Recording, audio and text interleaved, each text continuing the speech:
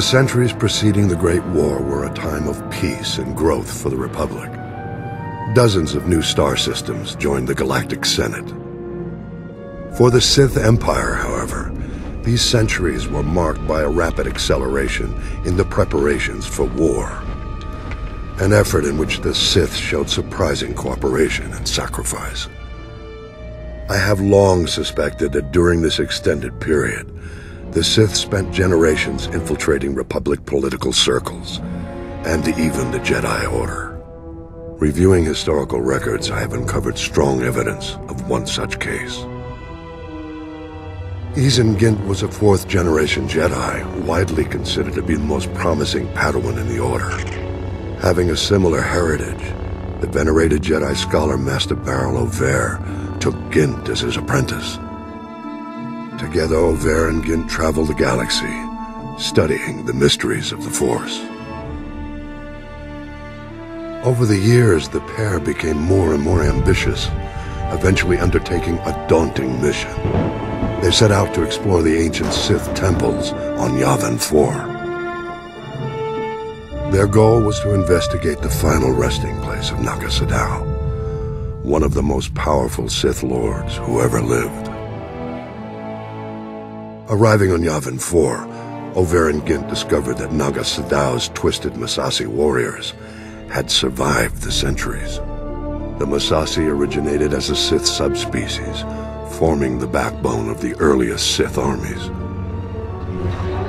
But Naga Sadow subjected his Massassi followers to heinous experiments, turning them into dark force-wielding monsters. Gint and Master Over fought bravely against the Massassi, but they were defeated and forced to flee deep into the temple. There they encountered the dark energies still lingering in Naga Sadow's tomb. Weeks later, Master Over returned to the Jedi Temple on Coruscant, alone, wounded and half insane from the tortures he had endured. After a lengthy recovery, Master Over told a tale of the horrors he faced, and of Gint's tragic death. Several years passed.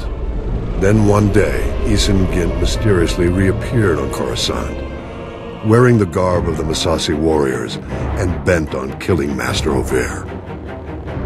Possessed by the dark spirit of Naga Sadow, Gint attacked his former master in broad daylight. The brutal battle between the two was staged, with all the Republic watching.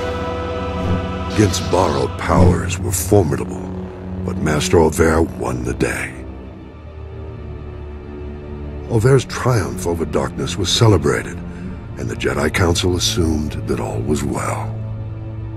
The question no one asked was this: why would Naga Sadow's spirit seek vengeance, specifically against Master Over? The answer has become clear after a closer look at Over's Jedi heritage. His father and grandfather also went out of their way to visit the tombs of the ancient Sith Lords. They were a family of Sith infiltrators. Over's mission on Yavin 4 was not for the Jedi. It was on behalf of his true master, the Dark Emperor of the Sith. The Emperor knew the spirits of the ancient Sith Lords could be a threat to his power when he returned to the known galaxy a century later. Over's trip to Yavin 4 was a preemptive strike. To seal Naga Sadow's tomb and ensure the Emperor's only enemies when he returned would be the Jedi and the Republic.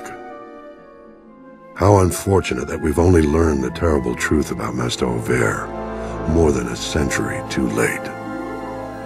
Of course, this revelation only raises further questions. What other acts of dark subterfuge were Over and his family involved in? This will be the starting point of my next report.